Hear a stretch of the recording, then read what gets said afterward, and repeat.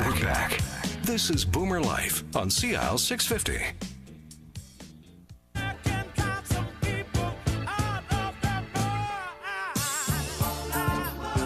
And welcome to BomerLife on CL 650. I'm Joanne Sutton. Thanks for being with us today. Today we're speaking with JimDoyle, Senior Financial Consultant with Investors Group Financial Services. So are you where you want to be financially? A well-thought-out plan for your financial future is an integral part of building the life that you want for yourself and for your family. So, Jim, over the past couple of shows, you've reiterated how most investors across all age groups and income brackets build more wealth when they work with an advisor, and those figures were quite noticeable. They are. Now, this is a message I just can't get enough of. Advised clients build more wealth.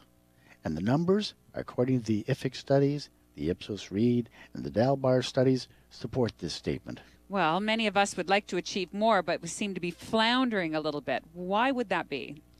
I think it's one thing to have an investment objective to consistently outperform the market, but people might be conflicted when we talk about the implementation of goals, like generating monthly income, or assuring that there's enough money for grad school for the kids, or providing an inflation-adjusted nest egg at retirement, which might be in, say, 15 years. Jim, I've spent enough time with you to say that it's obvious that personal objectives don't relate to the market. And they have definite time horizons. Unfortunately, performance relative to the market has become more important than progress towards clients achieving their goals. I had a chance to have lunch with a couple of portfolio managers recently, and they worked for a well-known firm.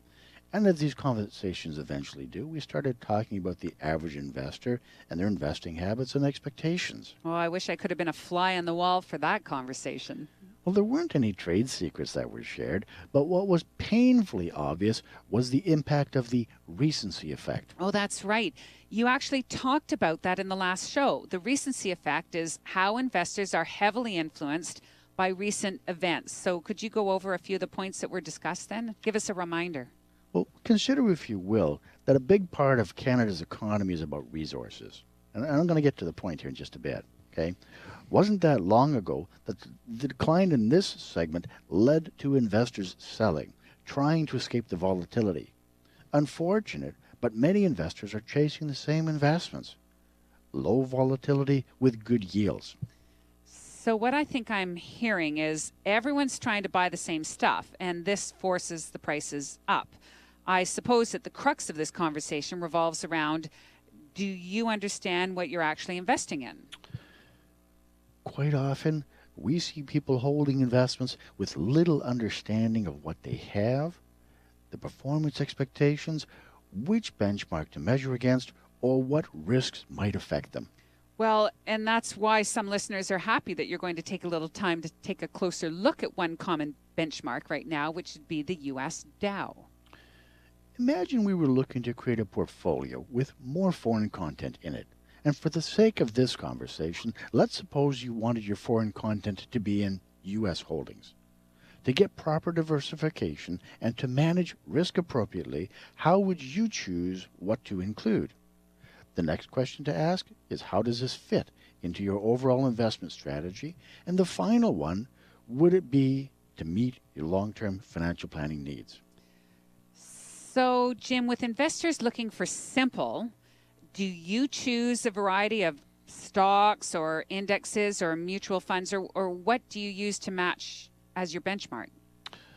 Well, I think it really depends. And I want to say that, we don't make the choices. We help the clients arrive at decisions that make sense. So let me suggest that everyone likes a benchmark, a measuring stick, something that we can compare things against. But understanding some of these benchmarks may be different than some of us thought. So when we talk about the Dow or the Dow Jones Industrial Average, I think that bears a little bit of looking at. Okay, so the Dow represents blue chip stocks in the United States that have an excellent reputation and best represent the makeup of the U.S. economy. Is that correct? You're right. Okay. In addition, they need to demonstrate sustained growth and be of interest to a large number of investors. The index represents America's top 30 companies, whereas the S&P 500 index represents the 500 members of the Standard & Poor 500 index. So, Jim, how do you feel these choices could influence the average investor's investment choice? If you're looking at long-term investment decisions, it probably shouldn't. But Wall Street traders and the media tend to use the Dow because it's easier to understand. Would that be kind of like a proxy for their economy? That's right. The Dow Jones Industrial Average component has changed about 51 times since its inception in the late 1800s. As their economy moved away from heavy manufacturing in recent decades, so has the index.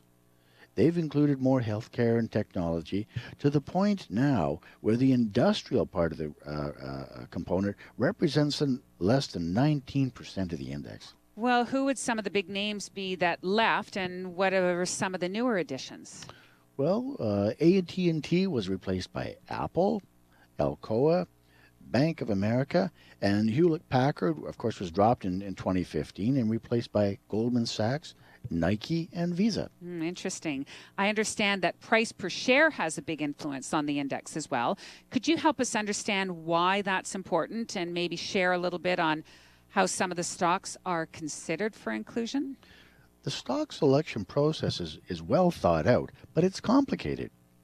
As an example, if you were to see Google at $700 a share, or Warren Buffett's Berkshire Hathaway Class A shares at $212,000 per share, they would have too much influence on the average for the index. So at this price per share, they're not going to be included in the index. Okay, I now know some interesting things about the Dow, but honestly, here's that age-old question.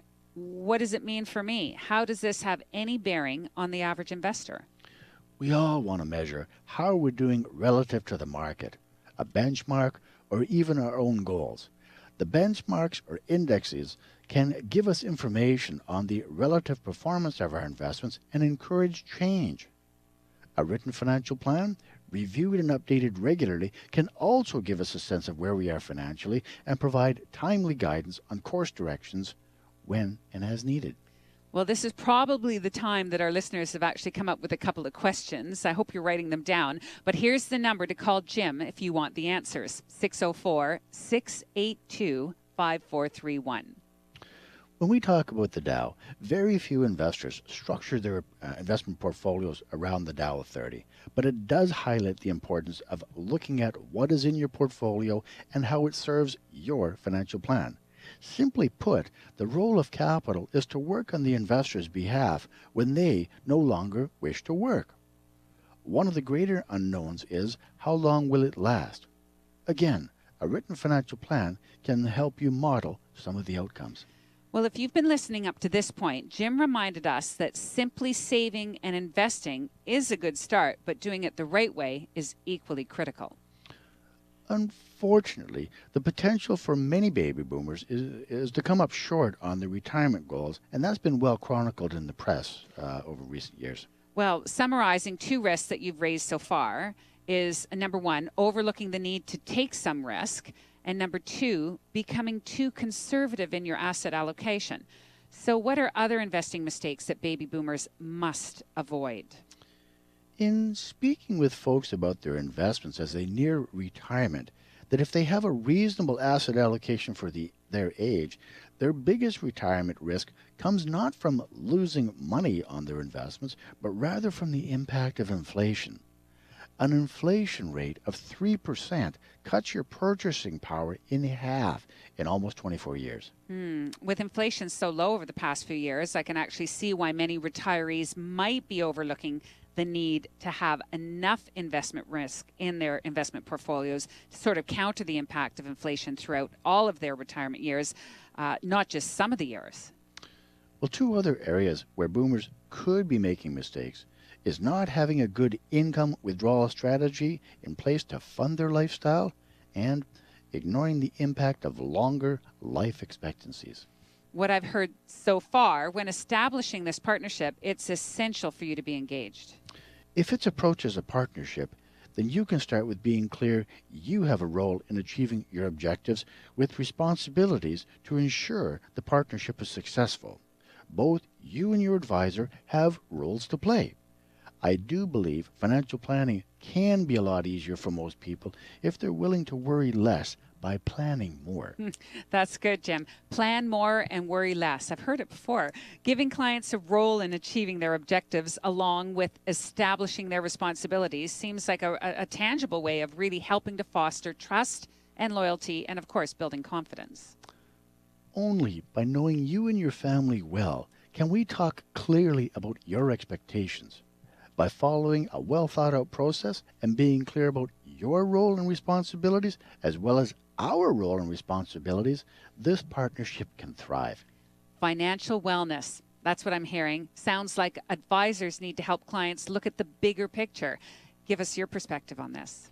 People want a lot more from their advisor relationships, and I think advisors are going to be called upon to have a much wider picture of client balance sheets and income statements going forward. That's when they need advice, and that's when they need to call someone like you. Well, thanks again. As we contend with the decline in traditional sources of retirement income, coupled with living longer, taking meaningful steps such as working with an advisor to address the challenges is vital. Do you hear that, boomers? This is a fantastic reminder that life is a journey, and like any successful journey, should always include good planning, taking contingencies into consideration. You are listening to Boomer Life on CL 650. I'm Joanne Sutton, and today we're speaking with JimDoyle, Senior Financial Consultant with Investors Group. Are you concerned your investments might not be doing enough for you? Well, to learn how JimDoyle can actually help you, give him a phone call, 604-682-5431, or send him an email, jim.doyle@investorsgroup.com. We are living in crazy times right now, and the markets continue to remain volatile, but some fundamentals never change. Jim offers insights into planning that might be worthy of a fresh look. That's next on Boomer Life on CL 650. Celebrating the baby boomer lifestyle. This is Boomer Life on CL 650.